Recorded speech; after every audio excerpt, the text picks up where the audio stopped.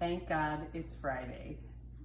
It is 5 o'clock here in Illinois, and it has literally been one of the longest weeks of my life, as I'm sure many of you out there. We are 1 week into our shelter in place, and it's Friday, so during Lent, I wanted to think of a meal that we could make tonight without meat. And as the supplies are getting a little low on my shelves, I thought, what about coming up with quinoa? So that's what I'm going to show you how to make tonight. I haven't written all the ingredients down because should this not taste extremely well, I won't be sharing that with you. But what we're going to start with, I already have prepared 2 cups of quinoa, and I like to use this Ancient Harvest one because it's rinsed and washed. It's also gluten-free. If you are not gluten-free, you can go to Aldi, one of my favorite stores, and they have these 90-second bags of quinoa and brown rice or 7 grains. So I did use one of the 90-second cauliflower bags, so I'm going to rip that top off and add that to my quinoa. And cauliflower is a great source of fiber. It's loaded with vitamin C and B vitamins, so we're going to have a really healthy dish here. To that, I'm going to add 2 sticks of celery. We talked a little bit about celery in my last video, but I forgot to mention that that is also low on the glycemic index, so it'll help with blood sugar stabilization. We're going to add 1 cup of frozen peas, and peas, compared to other vegetables like carrots, is a good source of protein, and it also has some bone-building vitamin K and manganese in it. I'm going to add 1 can of tomatoes, which is a great source of lycopene. Lycopene is a great antioxidant that helps protect your heart and also can reduce your risk of getting certain cancers.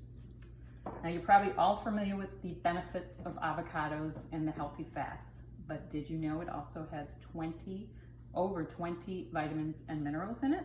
So I'm going to put, actually it's about 1 cup of chopped avocado, and I got this on my last shopping trip to Aldi. It's frozen avocado, so that's great for those of you like me who your avocado might sit on the counter and turn black before you have a chance to use it. I'm also going to add a bit of seasoning. We have 2 teaspoons of cumin, or cumin, however you say it. It's a nice nutty, earthy spice used a lot in Mediterranean dishes and Southwestern dishes. So I'm going to throw that in with a little bit of parsley, salt, pepper, and I also tossed in some smoked paprika to give it a little more flavor, a little bit of a kick. And then I have rinsed these already. These are organic black beans, also from Aldi. I'm not like my friend Blanca from Guatemala, who would soak her black beans overnight, but desperate times call for desperate measures. So I'm just going to throw these in. And then finally, I'm going to top it off with a little bit of cilantro. Now, if you are like, I think 5 to 15% of the population out there that absolutely hates cilantro, you don't have to add it in. Cilantro is part of the leafy green part of the coriander plant, and it's actually Spanish for coriander.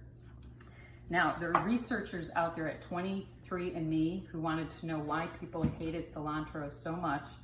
And believe it or not, there's actually a gene in certain people that make them taste kind of a soapy flavor when they eat cilantro. So if that's you out there, you have that gene, just skip that part of the recipe.